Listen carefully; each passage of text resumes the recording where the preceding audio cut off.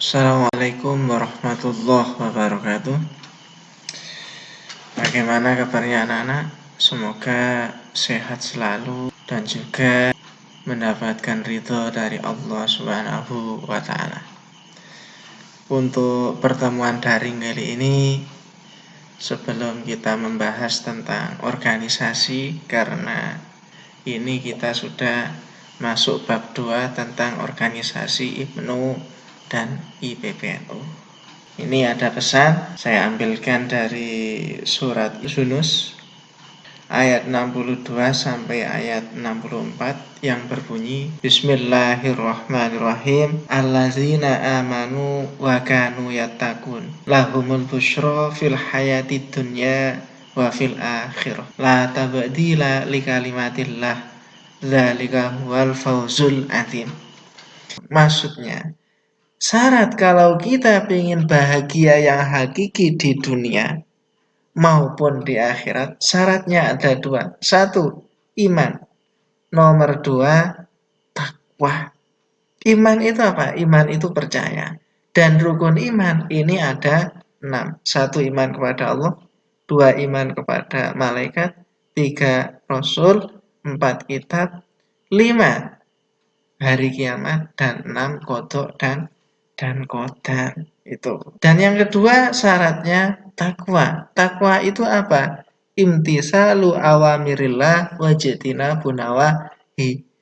Mengerjakan perintah Allah dan menjauhi larangannya Allah. Yang diperintahkan kita kerjakan, yang dilarang kita tinggalkan. Kalau kita sudah dalam hati menanamkan 2 perkara tersebut, iman dan takwa, fa insyaallah, kalau memang nyata-nyata ikhlas iman dan takwanya, insyaallah kita itu nggak akan susah di dunia maupun di akhirat. Itu pesan sebelum kita membahas tentang organisasi IPNU dan IPPNU. Oke, selanjutnya, karena kita ini menerangkan organisasi IPNU dan IPPNU, maka kita harus tahu apa sih organisasi itu. Organisasi adalah suatu kelompok orang dalam suatu wadah untuk menggapai tujuan yang sama. Jadi ada banyak orang itu tergabung dalam satu wadah yang mana tujuannya dari banyak orang yang sudah tergabung dalam satu wadah tersebut mempunyai tujuan yang sama. Jadi saling berbagi tugas, saling membantu untuk mencapai tujuan yang sama tersebut. Itu pengertian organisasi. Suatu kelompok orang dalam suatu wadah untuk menggapai tujuan yang sama. Itu organisasi. Selanjutnya, bab 2 organisasi IPNU dan IPPNU. IPNU itu singkatan dari Ikatan Pelajar Nahdlatul Ulama. Dan IPPNU itu Ikatan Pelajar Putri Nahdlatul Ulama. Dan yang akan kita bahas dalam bab 2 ini itu ada 4 poin. Yang pertama, kita membahas tentang sejarah pembentukan IPNU dan IPPNU. Sejarahnya, mulai berdirinya, sejak berdirinya, sejarah pembentukan IPNU dan IPPNU. Yang nomor 2, membahas tentang wawasan dan nilai dasar IPNU dan IPPNU. Dan yang nomor 3, membahas tentang struktur organisasi IPNU dan IPPNU. Dan nomor 4, sistem pengkaderan IPNU dan IPPNU.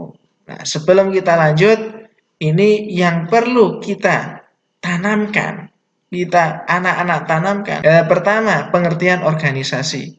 Nomor 2, yaitu pengertian IPNU. Nomor 3, IPPNU. Baru nanti kita kembangkan tentang sejarah pembentukan IPNU, wawasan dan nilai dasar IPNU, struktur organisasi IPNU, dan juga sistem pengkaderan IPNU. Oke, lanjut.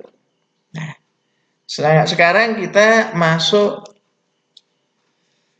dalam pembahasan sejarah pembentukan IPNU dan IPPNU. Jadi Ibnu dan IPPNU ini berdirinya berbeda selang 1 tahun.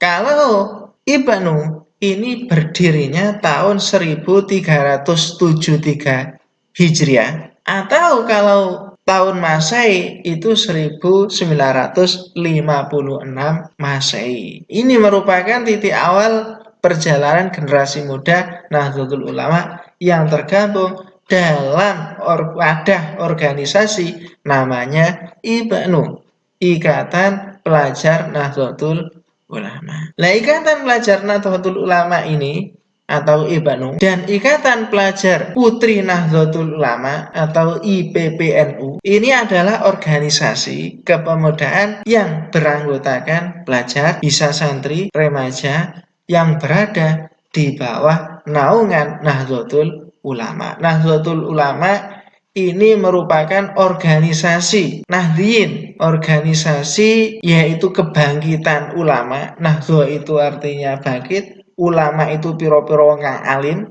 jadi kebangkitan para ulama. Lah IPNU dan IPPNU ini di bawah naungan Nahdlatul Ulama, organisasi terbesar di Indonesia. Selanjutnya, untuk IPNU ini berdiri pada tanggal 24 Februari 1954 bertepatan dengan tanggal 20 Jumadil Akhir 1373 Hijriah. Dalam penyelenggaraan konferensi besar Ma'arif seluruh Indonesia di Semarang.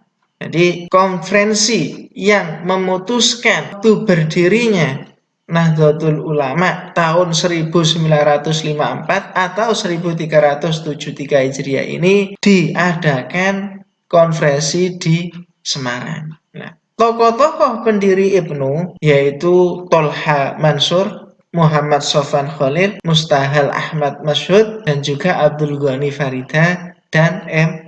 Huda. Ini tokoh-tokoh pendiri IPNU, Ikatan Pemuda Nahdlatul Ulama, dipelopori oleh pemuda-pemuda tersebut. Nah, dalam konferensi tersebut diproklamirkan berdirinya IPNU dan berhasil menetapkan Tolha Mansur sebagai pendiri dan juga ketua umum pertama pimpinan IPNU Pusat. Tolha Mansur sebagai ketua umum Pusat Ikatan Pelajar Nahdlatul. Sedangkan IPPNU, Ikatan Pelajar Putri Nahdlatul Ulama, ini berdiri pada tanggal 2 Maret 1955 bertepatan dengan tanggal 8 Rajab 1374 Hijriah.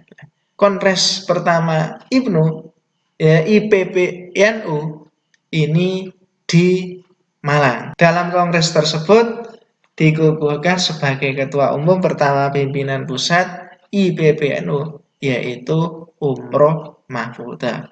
Jadi untuk ketua umum IPNU, Ikatan Pemuda Nahdlatul Ulama, itu konferensinya di Semarang memutuskan Tolha Mansur, dan untuk ketua umum IPPNU memutuskan Umroh Mahfudah sebagai ketua umum. Sebagai anak organisasi dari Nahdlatul Ulama, IPNU maupun IPPNU ini mengemban amanat bagi tersosialisasikannya garis perjuangan dan kebijakan NU di kalangan pelajar dan santri Nahdlatul Ulama, serta menjamin tetap eksisnya Nahdlatul Ulama untuk jangka waktu yang panjang. Jadi kedua organisasi IPNU dan IPPNU ini sebagai anak dari organisasi Nahdlatul Ulama. Nah, sebagai komunitas umat, IPNU ini bertanggung jawab sebagai terciptanya Khairul Ummah dan Abdullah. Maksudnya, organisasi IPNU dan IPPNU ini sebagai organisasi pelajar untuk sebagai tangan panjang supaya terciptanya Khairul Ummah, umat yang terbaik. Bagaimana organisasi ini bisa mencetak umat yang terbaik, atau Abdullah, umat yang jadi hambanya Allah. IPNU dihadapkan pada tugas menempa pribadi pelajar dan santri Islam agar mencapai derajat kemanusiaan yang tinggi. Jadi untuk pertemuan daring kali ini itu kiranya yang kami bisa sampaikan. Anak-anak nanti bisa menulis apa yang tadi saya sampaikan, dan bukti dari penulisan tersebut nanti mengisi daftar hadir pada link yang akan kami sediakan. Kiranya cukup sekian, awalan wa akhirun, ada kurang lebihnya. Saya minta maaf yang sebesar-besarnya. Harapan kami semoga anak-anak tetap semangat, jaga sholatnya, dan tanamkan sifat tawadhu, karakter tawadhu, sopan santun, entah pada orang tua, pada guru, pada sesama, atau pada yang lainnya.